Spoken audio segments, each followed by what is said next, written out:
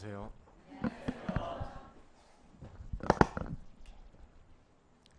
예, 반갑습니다. 그리고 또 이렇게 초대해 주셔서 너무나도 감사하고요. 또 좀 전에 대기실에서 아주 맛있는 저녁 식사를 김동희 형제님과 함께 할 수 있게 돼서 너무나도 감사드립니다. 저는 이제까지 살면서 많은 한계에 부딪혔습니다. 부모님의 손에 이끌려 미국 이민을 갔을 때, 또 부모님의 반대를 무릅쓰고 올림픽 금메달의 꿈을 꾸며 체조 훈련에 매진했었대여도, 그리고 아무도 믿어주지 않았던, 어느 누구 하나도, 심지어 부모님조차도 격려해주지 않았던 의사의 꿈을 쫓던 대학 시절에도 저는 매번 한계에 부딪히고 늘 생각을 하고 고민을 많이 했습니다. 한 40여 년 전, 저는 미국에서 자라고 있는 8살 나이에 제 인생에서 믿을 수 없을 만큼 아주 큰 정신적 충격을 거쳐야 했습니다. 저는 미국 사람과 생김새도 달랐고 또 말도 할 줄 몰랐습니다. 그래서 미국 아이들에게 우리말을 천천히 또박또박 크게 말을 하면 알아들 것이다 하고 생각도 했습니다. 하지만 돌아온 것은 심한 놀림과 무시뿐이었습니다. 더욱 힘들었던 것은 한국의 고향에서 너무나도 익숙했던 따뜻함, 정, 이런 것들이 더 이상 없었다는 것입니다. 저는 지금도 한국에서 느꼈던 우리 가족의 화기애애함과 단란함 등을 마치 어제 일처럼 생생하게 기억하고 있습니다.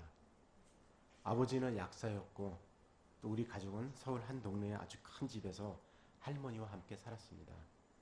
그래서 식사 시간에도 모든 가족이 함께 밥을 먹고 저와 제 동생들은 함께 마당에서 재미있게 놀곤 했었고, 또 그리고 학교가 끝나면 친구들도 우리 집에 몰려와서 함께 간식을 먹으면서 숙제를 하곤 했습니다. 하지만 미국에 오니 이런 모든 것들이 너무나 그리웠습니다. 저는 미국에서도 이런 사랑을 찾을 수 있길 갈망을 했습니다. 가족들에게 더 나은 삶을 주겠다는 아버지의 꿈은 우리에게 짐을 싸서 한국에서 이 아름다운 우리 집을 떠나야 하는 것을 의미했습니다. 우리 가족은 기회의 땅, 그 미국이라는 곳이 약속했던 더 나은 화려한 삶을 쫓고 있었습니다. 하지만 정작 미국에 도착해서 깨닫는 것은 그 약속이 빈 껍질뿐인 공허한 약속이라는 것입니다. 너무나 당황스럽게도 미국에서 삶은 제가 상상했던 화려한 것이 아니었습니다. 우리 가족은 뉴욕에 있는 퀸즈구역 프러싱이라는 동네의 아주 작은 아파트에 자리를 잡았습니다. 영어를 말할 수도 없었고 또 생김새도 너무 달랐기 때문에 저는 스스로 아웃사이더라는 느낌에 사로잡혔습니다. 미국 아이들처럼 금발머리에 푸른 눈, 큰 코를 가진 꺽다리 아이로 자라고 싶은 마음도 없었고, 저는 겁에 질려서 이렇게까지도 생각을 했습니다. 미국 음식을 계속 먹으면 분명히 저런 모습으로 바뀌고 날 거니까. 그래서 빵, 우유, 또 다른 양식을 먹는 것도 저는 싫어했습니다. 그리고 학교 아이들은 내가 영어를 못한다는 이유로 놀려대기 일쑤였고, 또 한국식 옷을 입은 것에 대해서도 조롱을 했었고, 게다가 어머니가 정성을 들여 싸주신 도시락을 볼 때마다 소리를 지르며 기겁을 하더라고요. 야 얘들아 저것 봐. 저 중국 놈이 이상한 냄새가 나는 붉은 샐러드와 눈알이 박힌 작은 피쉬를 먹고 앉아있는 거야. 쟨 외계인이다. 이런 식의 욕설, 조롱, 놀림이 끊이지 않았습니다. 하지만 저를 가장 힘들게 했던 건 미국 사람들이 한국이 어디에 붙어있는 나라인지, 또 한국인들이 어떤 사람들인지 전혀 모른다는 것이었습니다. 아이건 어른이건 다 이렇게 물었습니다. Are you Chinese? Are you Japanese? 넌 중국 사람이냐? 일본 사람이냐? 한국인이냐고 묻는 사람이 단 한 명도 없다는 사실이 저를 상당히 화나게 했습니다. 날이 갈수록 저희 어머니와 아버지는 하루 종일 일을 하셔서 좀처럼 얼굴을 볼 수도 없었습니다. 아버지는 집에서 멀리 떨어져 있는 어느 병원에서 청소부로 하루 종일 바닥을 닦는 일을 하셨고, 또 어머니는 봉제 공장에서 일을 하시게 되었습니다. 두 분 모두 우리가 자고 있는 새벽에 집을 떠났고 또 동생들이 잠든 후 늦은 밤이 돼서야 돌아오셨습니다. 그래서 저는 두 동생들에게 부모가 되어야 했습니다. 저는 동생들을 밥을 먹이고 또 옷을 입히고 학교에 보냈습니다. 저는 이것이 바로 한국 가정의 장남으로서의 의무라 여겼고, 그리고 저한테는 이 일이 매우 자랑스러웠습니다. 이것이야말로 힘들게 일하시는 부모님을 공경하고 도와드리는 길이라 생각했었고, 그리고 이것이 바로 한국에서 늘 함께했던 너무나도 그리운 우리 가족의 화목함, 사랑 등을 미국의 삶 속에서 제가 되살리기 위한 첫 시도라고 저는 믿고 있었습니다. 아주 어린 나이에 영리하지 않습니까? 어느 날 동생들이랑 함께 집에서 멀리 떨어져 있는 한 교회에 가게 되었는데, 그것은 제게 완전 천국 같았습니다.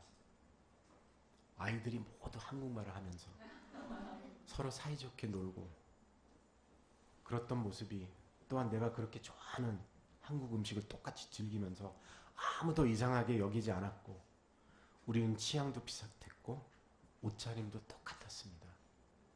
마치 한국으로 돌아온 듯한 느낌이었죠. 그래서 교회는 드디어 집이라 부를 수 있는 편안한 장소를 주었기에 저는 교회 다니는 것을 좋아했습니다. 그곳에서 저는 소속감을 느꼈고 또 한국인이라는 제 정체성을 만끽할 수 있었습니다. 저는 자라면서 미국 생활에 적응을 했지만, 조금씩 미국 생활에 적응을 할 수 있었지만, 그래도 마음의 그 공허함은 점점 깊어지기만 했습니다. 분명히 뭔가 결여된 것이 있었습니다. 그래서 저는 제 운명에 대해 의문을 품기 시작했죠. 내 마음의 이 공허함을 채우기 위해서는 과연 무엇을 해야 하는 걸까? 이렇게 늘 생각만 했었지만 전혀 답은 떠오르지 않았습니다. 어느 날 교회 예배가 끝나고 아이들과 몰려서 근처에 있는 YMCA 체육관 안으로 숨어 들어갔습니다. 우리는 눈앞에 펼쳐지는 것은 늘 벌어지는 농구 경기가 아니라, 그날은 너무나도 아름답고 저한테 아주 매력적인 체조 경기였습니다.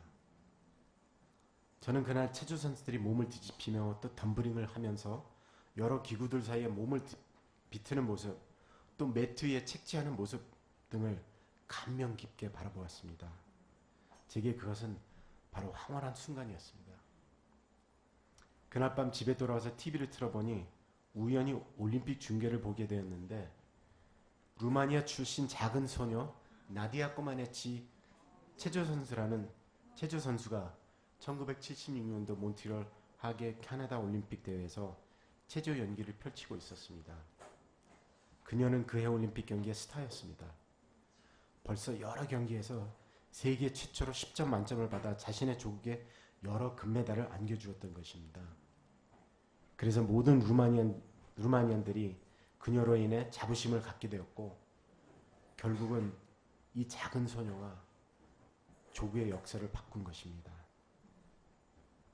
순식간에 꼬마네시 선수는 나의 영웅이 되었습니다. 저는 그 소녀가 걸었던 길을 그대로 밟고 싶었습니다.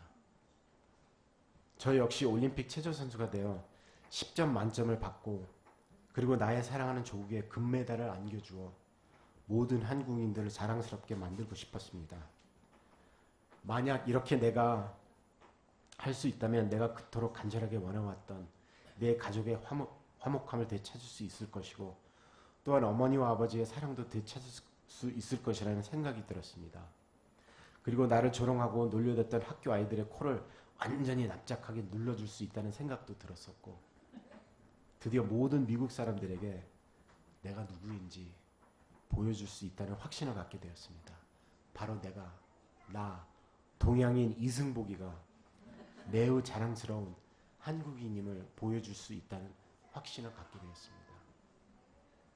그래서 저는 가슴에 태극마크를 달고 자랑스러운 한국인 운동선수로서 우승자가 되겠다는 길을 택하였습니다. 하지만 제 마음의 공허함은 여전했습니다. 그건 사라지지 않았습니다. 저는 이민 생활 가운데서 여전히 불확실함에 시달렸고 또 허전함과 불안함에 시달렸습니다. 그때 그 공허한 빈 잔을 채워주는 것으로는 저는 트로피와 메달을 선택한 것이었습니다. 메달을 할 수 있는 한 많이 타서 궁극적으로 올림픽 금메달을 타는 것만이 그 공허함을 채워줄 것이라고 생각을 했습니다. 그래서 이 올림픽 꿈을 실현하기 위해서 저는 부모님의 반대를 무릅쓰고 짐을 싸서 결국은 집을 떠나게 되었습니다.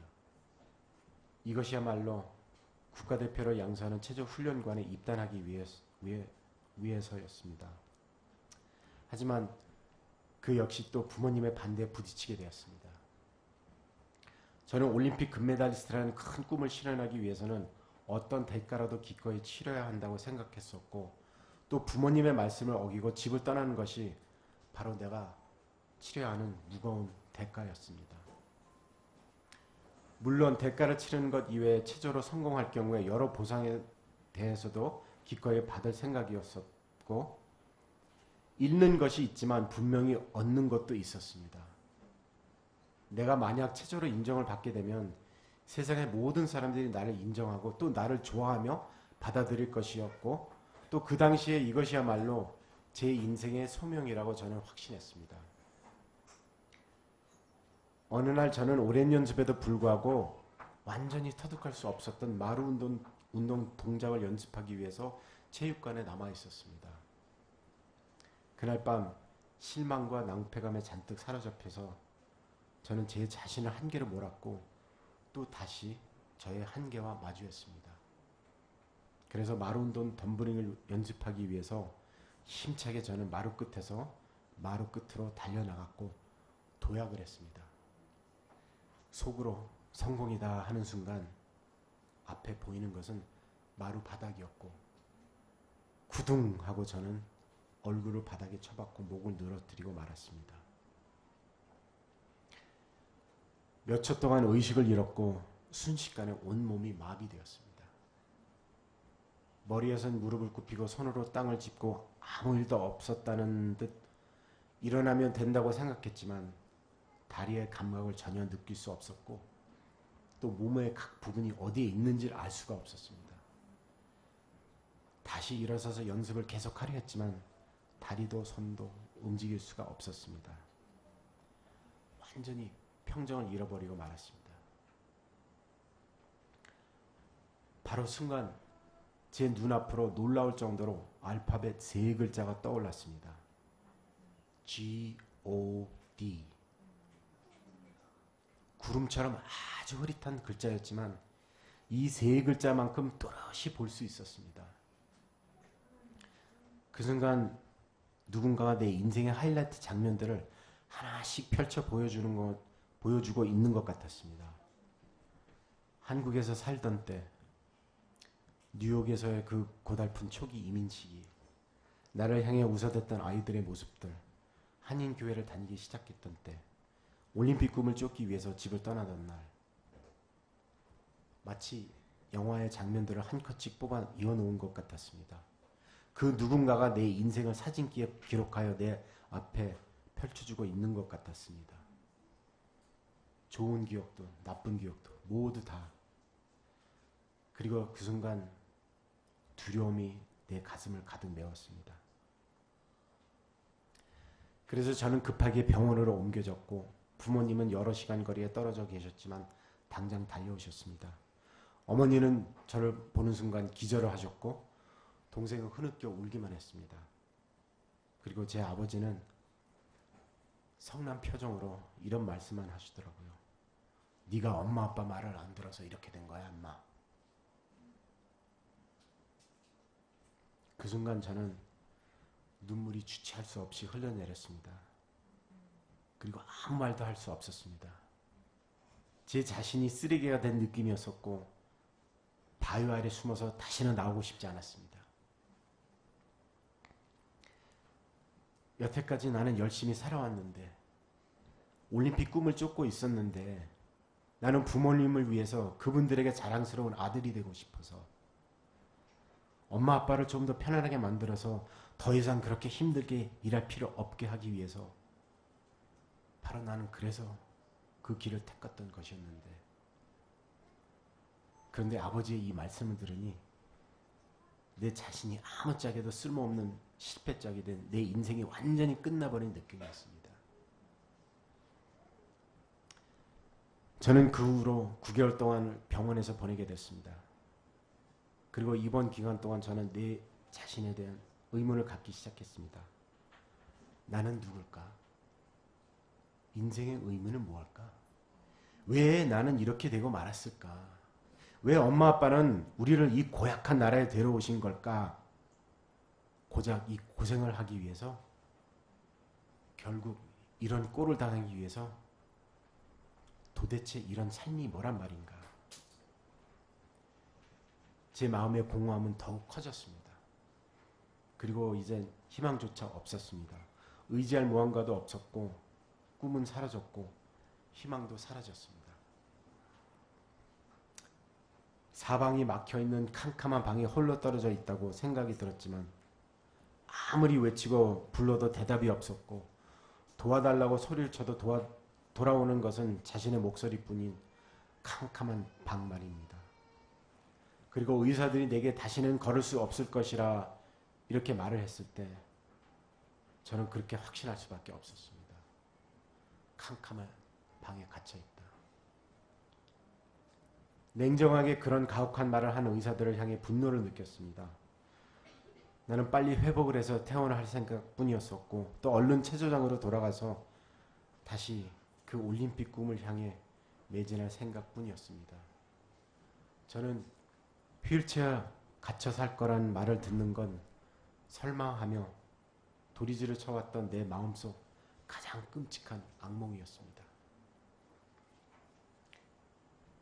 이제 신체 기능을 잃고 저는 장애인이란 분리표를 달게 될 것이었고 그리고 무엇보다도 가장 견딜 수 없는 것은 이제 결코 나의 올림픽 꿈이 이루어지는 일은 없을 것이라는 현실이 찾아온 것이었습니다. 이것이 저한테는 평생 휠체어를 탈 것이라는 말보다도 상당히 더 괴로웠습니다. 그래서 저는 모든 걸 잃어버렸다고 생각할 수밖에 없었습니다. 올림픽의 꿈, 대학교 장학금, 그리고 무엇보다도 내가 그토록 간절히 원해왔던 내 가족의 사랑, 따뜻함, 배려 등도 잃어버리고 말아버렸습니다. 그때 제게 내려진 것은 의사들의 차가운 사지마비라는 통보는 다시 한번 또 제 한계와 마주하게 되었습니다. 하지만 저를 사지마비라는 구렁텅이에 몰아넣은 제 한계와 굴복하기는 싫었습니다. 저는 그럴 수는 없었습니다. 이런 좌절이 저를 계속해서 억누를 수는 없었습니다. 불과 몇 개월 전까지만 하더라도 각종 체조 기구의 화려한 동작들을 연습했던 난 인류 선수였는데 저는 마침 아기가 된 것처럼 숟가락을 쥐는 법, 또 물을 마시는 법, 침대 위에서 몸을 일으키는 법, 또 옷을 입는 법 등 이런 기초적인 동작을 저는 반복 연습해야 했습니다. 몇 시간만 지나면, 며칠만 지나면, 몇 개월만 지나면 난 다시 일어나서 체조장에서 연습할 것이라고 이렇게 굳게 믿으며 저는 재활 훈련을 하고 또 했습니다. 아주 길고 긴 고된 재활 훈련 기간이었습니다. 하지만 어느새 놀랍게도 이런 고통 가운데서 저도 모르게 어디에서 새로운 힘을 얻게 되었습니다. 저에게 도전이 되었습니다. 그래서 저는 재활 훈련에 노력을 쏟게 되었고 또 공부를 하기로 마음을 먹고 철저히 나의 삶을 공부 위주로 편성하기 시작하였습니다. 그래서 저는 NYU 뉴욕 대학에 입학하여 내 인생의 희망과 방향, 그 의미를 찾으며 또 긴 3년이라는 긴 세월을 보내게 되었습니다. 바로 내 인생의 목표, 내 삶을 바쳐야 할 뭔가 아주 중요한 것이 필요했었습니다. 어느 날 밤 3학년 학기 말 시험이 다가오고 있을 때였는데 기숙사 방에 외롭게도 혼자 앉아서 제 책장에 꽂힌 성경책을 바라보고 있었습니다. 갑자기 이런 의문과 원망이 들었습니다. 하나님, 당신은 왜 내게 이런 일이 일어나게 했나요? 나는 이제 대단한 일을 이룰 참이었는데, 이제 내 꿈을 이뤄내고 내 계획대로 대단한 사람이 될 참이었는데, 어째서 당신은 내가 그 일을 완성하도록 내버려 두지 않으셨나요? 하나님, 왜 그러셨나요? 바로 눈물이 흘러내리는 순간 나의 원망은 요한복음 3장 16절의 말씀을 떠올리게 했습니다. 하나님이 세상을 이처럼 사랑하사 독생자를 주셨으니 이는 저를 믿는 자마다 멸망치 않고 영생을 얻게 하려 하심이니라. For God so loved the world, he gave his only begotten Son, that whosoever believeth in him shall not perish, but have everlasting life. 나는 하나님이 나를 사랑하신다고 늘 확신해 왔는데 어째서야 그 사랑에 가득 찬 하나님이 이렇게 비극적인 일을 내게 일어나도록 내버려 두셨는지 저는 혼란스러웠습니다. 그리고 다시금 결코 사라진 적이 없었던 제 마음에 바로 그 공허함이 떠올랐습니다. 그 다음날 저는 도서관을 향해 나가다가 낯선 사람과 마주쳤습니다. 이분은 저에게 어쩌면 내 인생을 바꿀 수도 있는 아주 놀라운 그림 하나를 보여주면서 함께 이야기를 나누고자 했습니다. 저는 왠지 그 사람의 말이 듣고 싶었습니다. 어쩌면 내가 그토록 찾아온 인생의 의미를 찾을 수도 있겠다는 생각이 들었습니다. 그의 이름은 레리였습니다. 자신이 기독교인이고 또 캠퍼스 선교회 소속이라고 말했습니다. 그는 자신이 유대인인데 기독교로 개종하여 또 집에서 쫓겨나고 가문에서도 제명되었다고 저한테 말해줬습니다.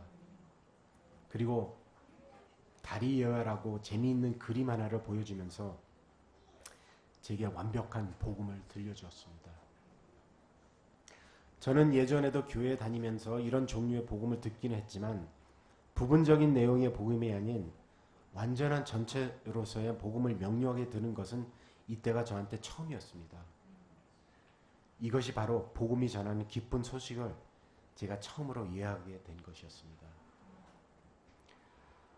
성경에 의하면 하나님은 자기 형상대로 자신의 모습을 본따 사람을 창조하셨고 그리고 또 이 모든 것을 나누기 위해서 사람을 창조하셨다고 알게 되었습니다. 하나님은 자신이 만든 모든 멋진 창조물로서 사람을 축복하셨고 하나님께서 사람을 너무 사랑하시고 또 한 사람 한 사람을 위한 그 완벽한 계획을 갖고 계시다고 저는 알게 되었습니다.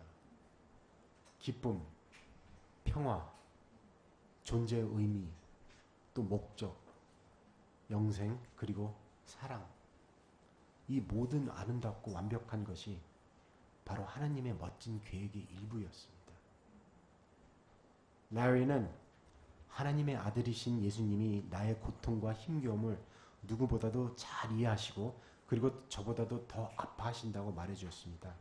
왜냐하면 예수님이 바로 자신이 세상의 조롱과 멸시, 거부를 겪으시고 견뎌내신 분이기 때문이었다고 저한테 설명을 해주었습니다. 이어서 라리는 로마서 3장 23절의 말씀을 저한테 또 보여주었습니다. 모든 사람이 죄를 범하였음에 하나님의 영광에 이르지 못하더니 For all have sinned and fall short of the glory of God. 하지만 이 성경 구절을 읽으면서 내가 죄인이라는 사실을 받아들이기 어려웠습니다. 여태까지 나는 살아오면서 나는 죄를 진 적도 없었고 뭐 물건을 훔치거나 또 살인을 한 적도 없었으며 또 법을 어긴 적도 없었는데 아니 이게 말이 되는 거냐. 저는 이해를 못했습니다. 나는 내 자신이 좋은 사람이었다고 믿었었고 좋은 아들이자 좋은 형, 좋은 오빠라고 생각을 했었는데 이런 내게 어떻게 죄인의 꼬리표를 붙인다는 말입니까? 저는 또 이해를 못했습니다. 그래서 우리는 또 다시 함께 로마서 8장 말씀을 함께 읽었습니다. 우리가 아직 죄인 되었을 때 그리스도께서 우리를 위하여 죽으심으로 하나님께서 우리에 대한 자신의 사랑을 확증하셨느니라. But God demonstrates His own love for us in this. While we were still sinners, Christ died for us. 라리는 하나님이 내가 죄인임에도 불구하고 나를 사랑하시며 그의 사랑은 끝이 없다고 말해주었습니다. 예수님이 나의 죄를 대신하여 십자가에 못 박혀 돌아가셨다고 알려주고, 그리고 예수님이 만약 없었다면 나는 하나님을 만나지 못하고 하나님이 안 계신 그 영원한 곳에서 영원히 갇혀 살아야 할 것이라고 말해주었습니다. 라리는 그곳이 바로 지옥이라고 불렀습니다. 우리의 죄악이 하나님으로부터 사람을 갈라놓았고 결국 이것이 영원한 죽음, 그리고 사람이 하나님으로부터 영원히 분리되는 상태를 초래하고 말았고, 그는 이 영혼을 어디에서 보냈지? 그건 바로 우리에게 선택권이라고 말을 했고, 또 이 선택에는 예수님이 관련되어 있고 그가 바로 하나님을 향한 삶의 다리이기 때문이라고 저한테 설명을 해 주었습니다. 그 순간 저는 예수께서 갈보리산 위에 못 박혀 돌아가신 그 십자가야말로 내가 용서를 받고 복종하여 또 다시 하나님과 관계를 맺어 그와 영원히 살 수 있게 된 이유라는 것을 저는 분명히 깨달았게 되었습니다. 라리 형제는 진정으로 내 마음에 하나님을 초대하고 싶냐 묻기 전부터 저는 그러고 싶었습니다. 하지만 어떻게 초대하는지 아쉽게도 저는 그 방법을 몰랐습니다. 큰 성당을 예약해서 또 세례식을 올리고 이웃을 다 초대하여 그 의식을 봐서 내가 크리스찬이 되었다고 증명하면 되는 걸까? 아니면 좀 더 예전보다는 착하게 살아가면서 더 훌륭하고 더 좋은 일을 더 많이 하게 되는 건지. 그러나 라리의 대답은 제가 생각했던 것과는 전혀 다르고 너무 단순하고 쉬웠습니다. 내가 해야 할 일은 믿음뿐이라 말해줬습니다. 하나님의 아들님은 믿고 십자가에 못 박혀 흘리신 예수의 보혈이 나의 죄를 씻으시고 나를 구원하셨음을 믿으면 된다고 말해줬습니다. 예수님이 이미 죽음으로써 나 대신 나의 빚을 갚으셨고 내가 해야 할 것은 믿고 기도하는 것뿐이었습니다. 저는 전혀 모르는 낯선 사람과 무려 3시간에 걸쳐 대화를 나눈 끝에 이처럼 진실한 마음으로 기도를 올릴 수밖에 없었습니다. 그래서 제 마음의 문을 열고 드디어 예수님을 나의 구세주로 내 인생에 영접하게 되었습니다. 그 순간 즉각적으로 저는 두 번째 초자연적 경험을 하게 되었습니다. 내 등을 짓누르고 있었던 수천 톤의 벽돌들이 한순간 사라져 버린 것이었습니다. 그리고 눈물이 또 주체할 수 없이 흘러내렸습니다. 아주 아름다운 경험이었습니다.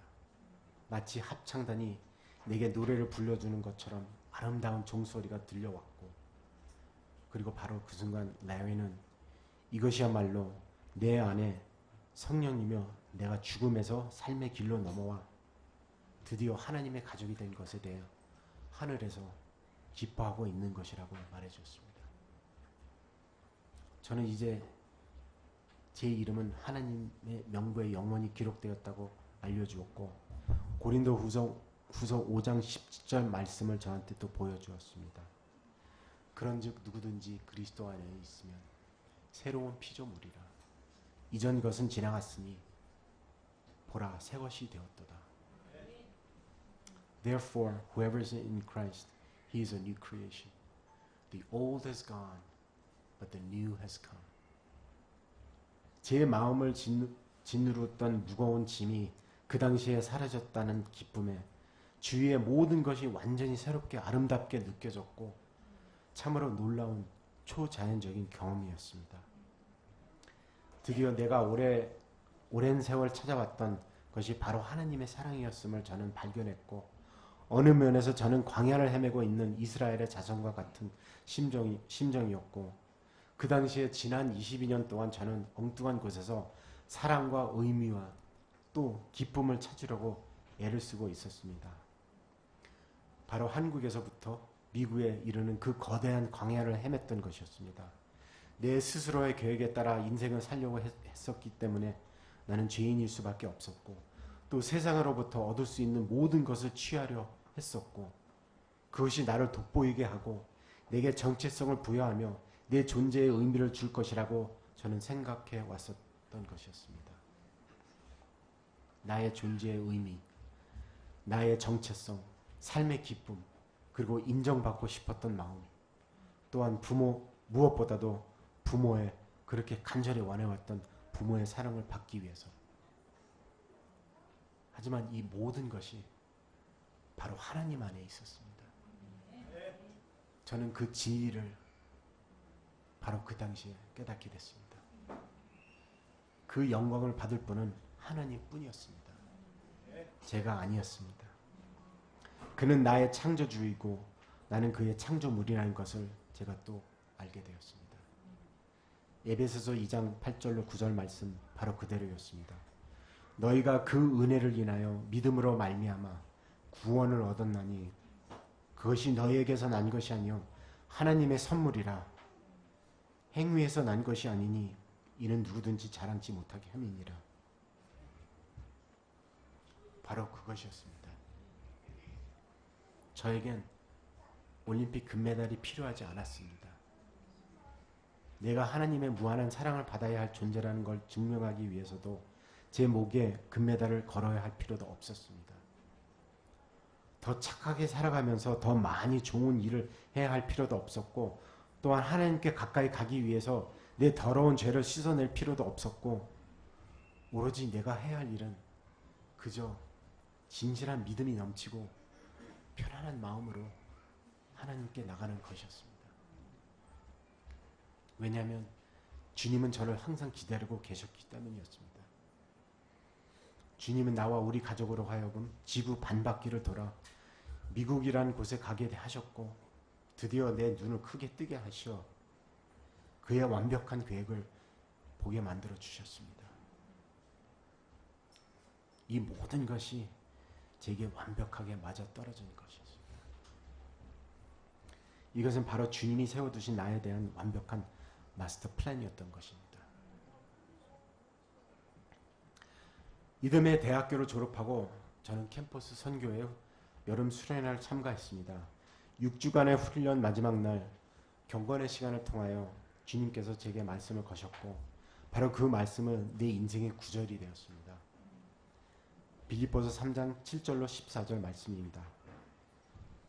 그러나 무엇이든지 내게 유익하던 것은 내가 그리스도를 위하여 다 해로 여길 뿐더러 또한 모든 것을 해로 여김은 내 주 그리스도 예수를 아는 지식이 가장 고상함을 인함이라. 내가 그를 위하여 모든 것을 잃어버리고 배설물로 여김은 그리스도를 얻고 그 안에서 발견되려 함이니 내가 가진 의는 율법에서 난 것이 아니요 오직 그리스도를 믿음으로 말미암는 것이니 곧 믿음으로 하나님께로서 난이라. 내가 그리스도와 그 부활의 권능과 그 고난에 참여함을 알려하여 그의 죽으심으로 본받아 어찌하든지 죽은 자 가운데서 부활에 이르려 하노니 내가 이미 얻었다 함도 아니요 온전히 이루었다 함도 아니라 오직 내가 그리스도 예수께 잡힌 바 된 그것을 잡으려고 쫓아가느노라. 형제들아 나는 아직 내가 잡을 줄로 여기지 아니하고 오직 한 일 즉 뒤에 있는 것은 잊어버리고 앞에 있는 것을 잡으려고 표대를 향하여 그리스도 예수 안에서 하나님이 위에서 부르신 부름의 상을 위하여 쫓아가느노라. 바로 이 말씀을 통하여 하나님이 나를 불러 그의 팀원이 되게 하시고 온 그의 세상 가운데 그의 백성들에게 닿게 하려 하신다는 확신을 들었습니다. 하나님의 팀의 목표는 금메달과 트로피 또 올림픽 메달이 아니었습니다. 그것은 복음을 전파하여 모든 이에게 하나님 우리 구세주를 만나게 하는 것, 바로 그것이었습니다. 이것이 바로 하나님께서 저한테 주어주신 마스터 플랜이었던 것이었습니다. 그 목표를 위하여 나는 부름을 받았으며 이제 같은 비전을 가진 새로운 팀 멤버들을 찾아서 이 일이 멈추지 않고 계속되도록 하는 것이 나의 소명을 깨닫게 됐습니다. 제 인생의 긴 여정에는 고통과 불확실함, 두려움, 혼란, 죄의식, 분노 등이 있었습니다. 하지만 위대하신 하나님과 나를 향한 그분의 사랑은 이 모든 것들을 소진하여 결국에는 주님께 나를 이끌으셨습니다. 저의 오랜 갈망에 대한 해답은 저는 하나님 안에서 찾을 수 있었고 내 기도의 요청에 응답을 해주셨으며 반드시 응답해 주실 분은 하나님뿐이라는 걸 저는 그 사실을 알 수 있었습니다. 1987년 4월 27일 그날 예수님을 영접한 이후로 저는 하나님의 위대함을 체험하고 또 눈으로 볼 수 있는 영광을 누려왔습니다. 대학교 때와 또한 대학원에 다니던 시절 그리고 의대에서 시간과 그 이후로 수련의 시절 내내 저는 하나님의 준비하심과 그의 존재하심을 느낄 수 있었습니다. 의사가 되는 길은 분명 쉽지 않았습니다. 하지만 처음부터 지금까지 오늘까지 늘 저를 이끄신 분은 나의 주님, 나의 친구 예수 그리스도였습니다. 저는 앞으로 한국에서나 또 미국에서나 그리고 세계 어디서나 예수 그리스도를 위해 섬김의 영광을 누리는 제자가 되겠다라고 헌신을 했습니다. 그리고 바로 레리 형제님께서 저를 위해 그랬던 것처럼 인생의 모든 발자국마다 하나님의 복음을 전파하여 더 나은 신자가 나오게 되고 내 삶의 주인이신 하나님께 유용하게 쓰이는 제자가 되도록 늘 기도를 부탁드리겠습니다. 44년 전 처음 미국에 갔을 때 저는 미국에 사는 것을 싫어했고 또 미국 사람도 싫어했습니다. 그러나 지금은 외국에서의 이민자 생활의 어려움을 통해 주신 인생의 선물과 미국에서의 경험에 대한 하나님께 늘 감사를 드립니다. 지금 저는 미국 시민권자이며 한국 민족이지만 저의 진정한 정체성은 주님 안에 있습니다. 저는 한국인으로서 또 제가 가진 민족과 문화의 배경을 자랑스러워하며 미국에서도 의사로 일을 하면서 나의 조국 대한민국을 대표하고자 노력하고 있습니다. 의사로서 환자들을 도울 수 있는 직업을 매우 사랑하고 또 그리고 고생하시고 열심히 일을 하시며 사랑을 실천해 보여주신 저희 부모님께 늘 감사를 드릴 수밖에 없습니다. 또한 부모는 자녀들을 조건 없이 사랑해야 한다고 저는 믿고 있습니다. 자녀들은 부모의 사랑을 받기 위해 한국이나 또 미국이나 또는 이 세상 그 어느 나라의 가장 좋은 대학에서 학위나 또 어떤 졸업장을 받아야 할 필요도 없습니다. 세상에서 가장 좋은 회사에 입사할 필요도 없고 또 올림픽 경기에서 금메달 따서 목에 걸 필요도 전혀 없습니다. 우리는 하나님 앞에 귀한 자녀들입니다. 바로 그 이유뿐만이라서 우리는 사랑받아 마땅합니다. 여러분, 주님을 사랑하시고 부모를 사랑하시고 형제자매들을 사랑하시고 아내를 위해 또 자녀들을 위해 이웃을 위해 사랑과 기쁨이 넘치는 분들이 되시길 바랍니다. 여러분들도 마음의 각오를 다지고 주님을 바라보면서 여러분 각자가 품고 있는 꿈을 이루셨으면 합니다.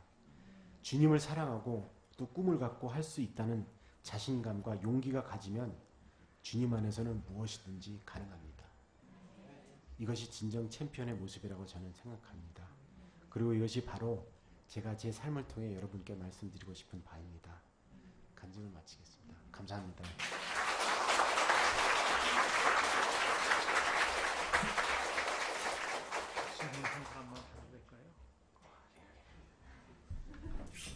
너무나 귀한 간증을 해주셨는데 한 분 정도만 이렇게 혹시 이렇게 질문 이렇게 교수님께 드리고 싶다 한 번 이렇게 있으면은.